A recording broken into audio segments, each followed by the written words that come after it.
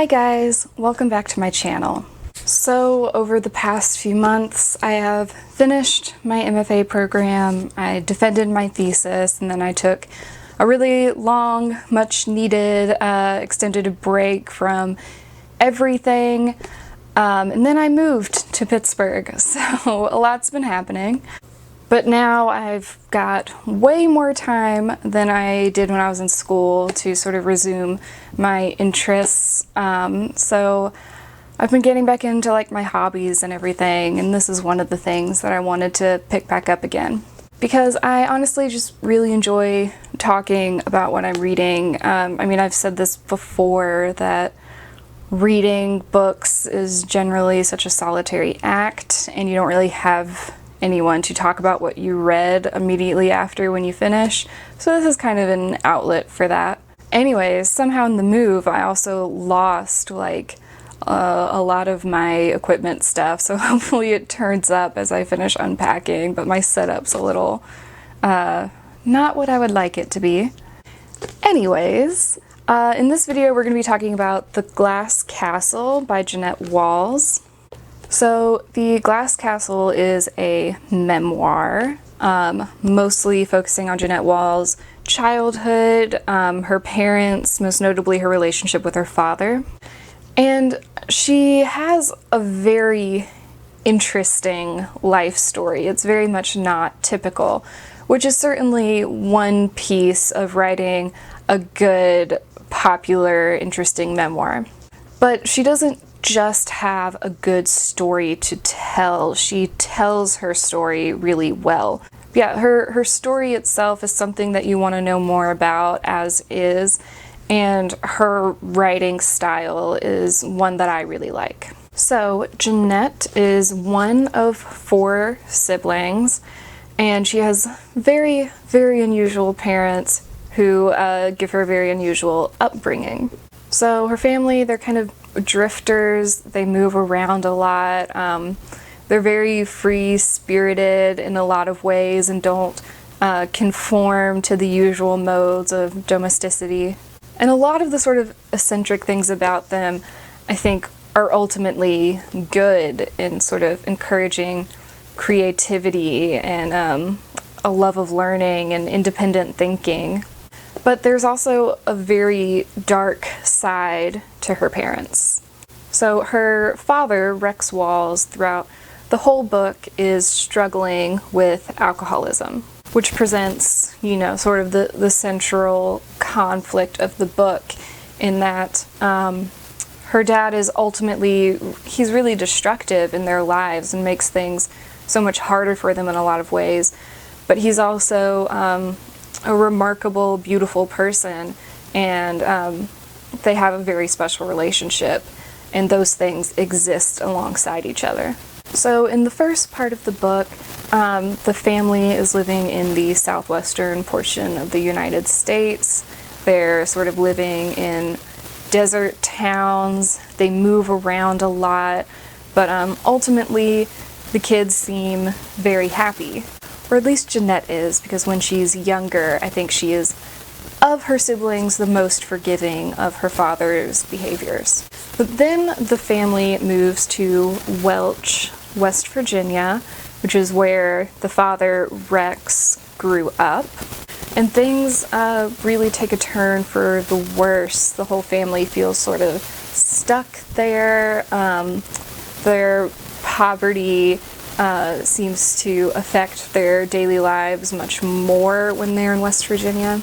And all of that just sort of exasperates the addiction issues and the mental health issues of her parents and makes their life unlivable in a lot of ways. So we sort of see in their time living in Welch that Jeannette is losing some of that maybe naive faith that she had in her father as a small child.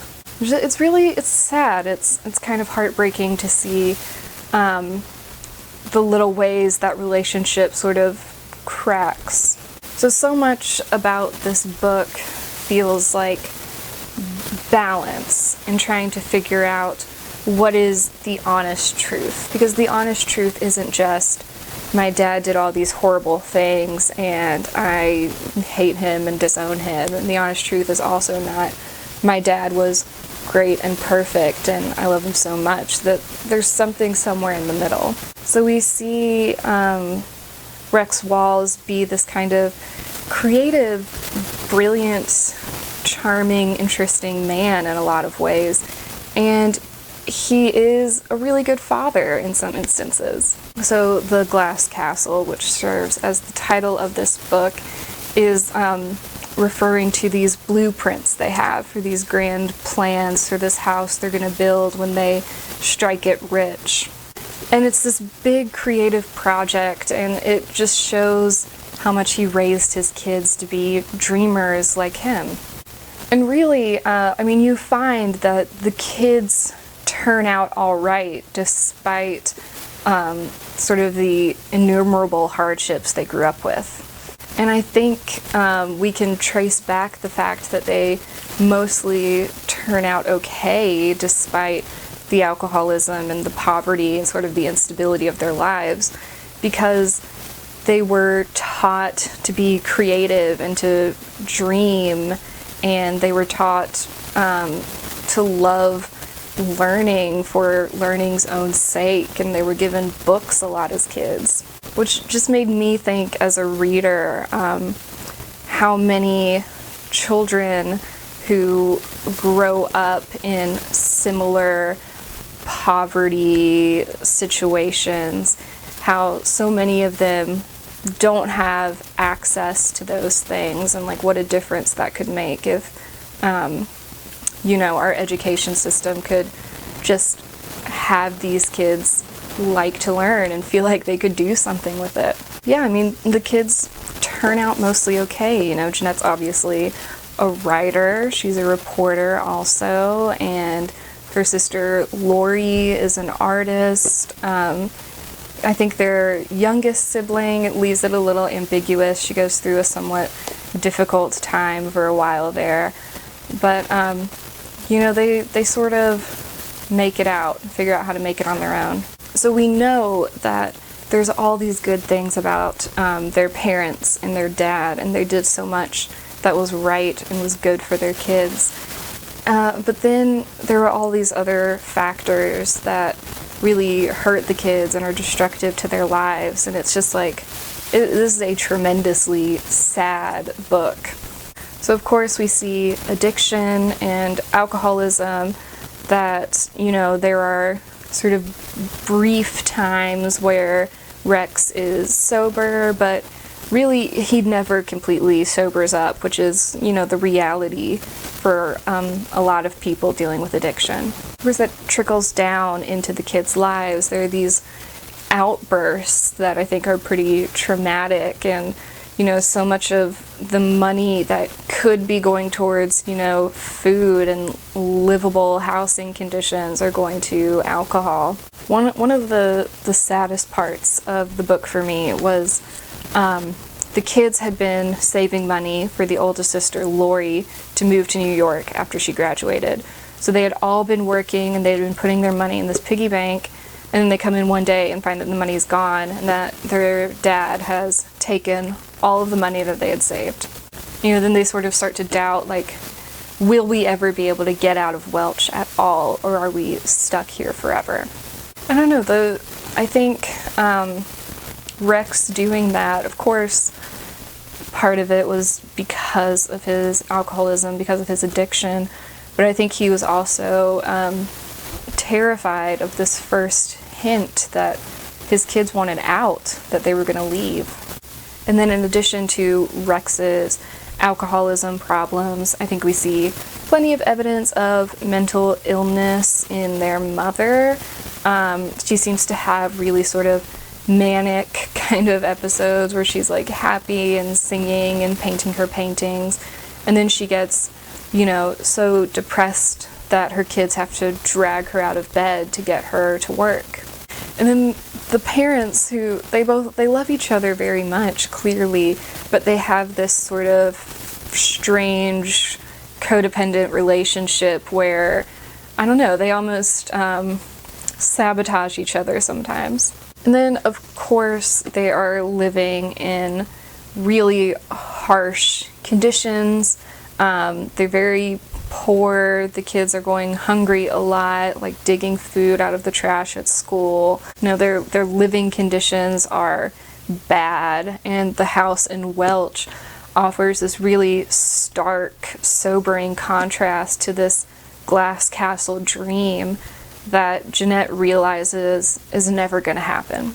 What I think is interesting about this story and the way Jeannette tells it, which I think is really intentional, is that she doesn't want to just make her parents victims. They're not just victims of these things that they can't help. They're not just victims of poverty. They have some agency, and they're more complicated than that.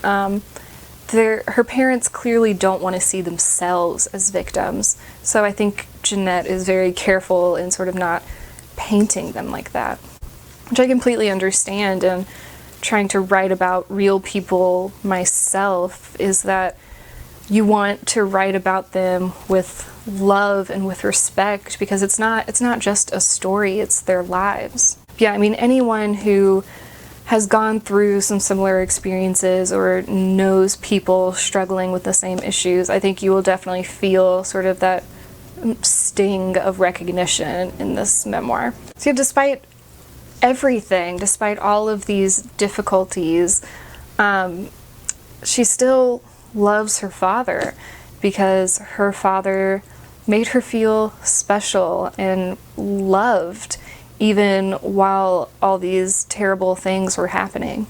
And I think you really feel bad for Rex towards the end when one by one all of his kids move away from home. I think he sort of sees himself in a way that he hadn't in a while, and it's really heartbreaking to read from Jeannette's perspective, because she loves her father. So then her father, their parents at the end are homeless, so it's a whole new level of the poverty they had been experiencing. Her dad dies fairly young, probably because of the way he had lived his life. But before he dies, he has this one beautiful redeeming moment in that Jeannette has been going to college. She's been working her way through and getting scholarships and loans, and then it's her last year, and the school says you have to pay $2,000 this year. She only can save $1,000, so she's thinking, well, I guess I'm going to drop out. Her dad hears this, and he goes and hustles people in pool halls, and who knows how long that would have taken him, but he gathers up $1,000 in cash and trash bags to pay for her last year of school. Which I think, when you consider that in contrast with the event where he steals the money from the piggy bank, I think that's kind of his redemption moment and his apology for doing that, because part of that was not wanting his kids to grow out of him and leave. And I think allowing her to finish her education, I think he must have known that ensured she would not come back. She would be gone and out. But I think that really shows sort of this selfless love that he had for Jeannette, even while he was struggling with addiction. So this memoir feels very honest. It feels deeply revealing and vulnerable, because it has those contradicting emotions, and it sort of lays all of that out on the table. And I think the writing style of this novel is so great, because it just focuses on telling the story. It doesn't over-explain. It doesn't give you platitudes. The writer isn't feeling sorry for themselves or making excuses. It's just giving us, the traumas and the beautiful moments, and sort of letting us understand the relationships for ourselves as the readers. So she doesn't have to outright tell us that these traumas in her childhood are going to echo through her life. And she doesn't have to outright tell us that even though her father was destructive and reckless, he is someone that gave her so much and loved her so deeply, and she loves him deeply as well. She doesn't have to tell us because it's in the story. It's all over the story. I mean, you cannot read this book and mistake the fact that she loves her father and she loves the memories that she still holds of him. So the massive popularity of this book, it makes a lot of sense to me upon reading it. I think it's really moving. It definitely made me cry. But yeah, I hope other readers see the same thing, in that these characters are complicated and their feelings are complicated, and I think it's easy to oversimplify people's struggles. So I think books like this maybe help people understand that everything's more complicated than it seems on the surface. Maybe makes us all a little more empathetic. Yeah, overall, I mean, it's a very interesting story. Her journey is very interesting. You get really invested in the characters. You love the members of this family just as the writer, Jeannette, loves them. So yeah, it's very easy to get into, very easy to get invested. I know they made a movie of this, which I have not seen. I'd like to. I am usually interested in sort of how the movie adaptations work out of these books. I think Woody Harrelson makes a lot of sense, just based on having read the book. I think that's probably good casting for the character of Rex Walls. But anyways, yeah, I would definitely recommend this book. Okay, that's all I have for this video. Thanks for watching. Bye.